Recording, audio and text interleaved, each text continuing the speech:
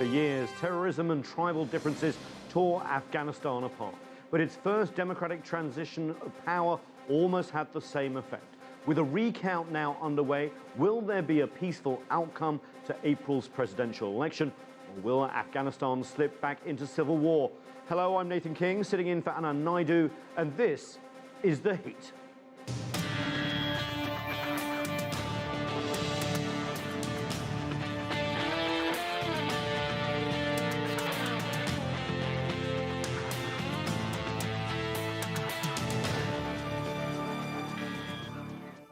There's still no declared winner in the presidential runoff election in Afghanistan. The candidates, Abdullah and Ashraf Ghani, have accused each other of election fraud, with Abdullah threatening to form his own government unless there was a recount.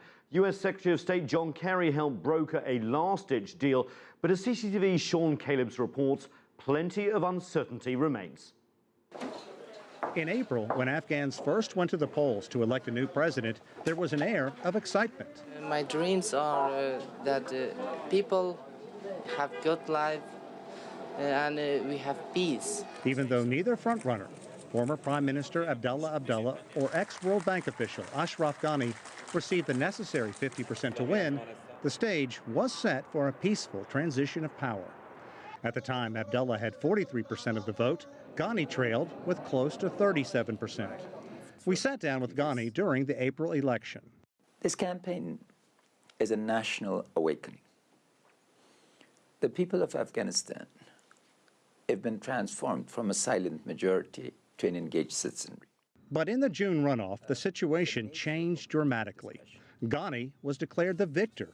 Abdullah cried fraud and alleged Afghan election officials conspired to stuff the ballot box to ensure Ghani would win. Abdullah threatened to create a separate government at the risk of plunging the country into civil war. The U.S., which funds more than 80% of Afghanistan's budget, threatened to terminate all money if Abdullah followed through. Our commitment is to ensure that the election process enjoys the integrity and the legitimacy that the people of Afghanistan and the world would believe. Crisis was averted when U.S. Secretary of State John Kerry was able to work out a deal to audit the 8 million votes. We are grateful for the assistances for the people of Afghanistan, as well as the sacrifices that your people have done alongside the Afghans. Kerry's plan called for international observers to oversee a recount, a ballot check of all 8 million votes that were cast, and that the losing candidate have a significant role in any new government. Every single counting process and every decision on which ballots to keep or discard be certified by the international community and ideally by both campaigns simultaneously as well. It's a tall order. The recount is going very slowly, with infighting among the candidates. The hope is to have a new president sworn in by the end of August. O'Hanlon believes Ghani could get significant votes in the recount, given a strong turnout, especially in Pashtun areas where voters felt more comfortable heading to the polls in June once they saw the April elections were not overly marred by violence. But I think there was also some cheating, and so it's going to be important to figure out how many votes. I actually think this is a toss-up. I don't have an ability to predict who really will win, should have won, did win.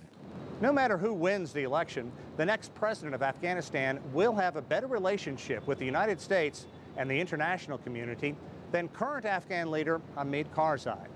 But the clock is ticking, and right now there is no agreement in place to keep thousands of troops in Afghanistan after the end of 2014. If the recount drags on, it may not matter who wins the presidential race. The biggest loser could be Afghanistan. Callebs, CCTV in Washington.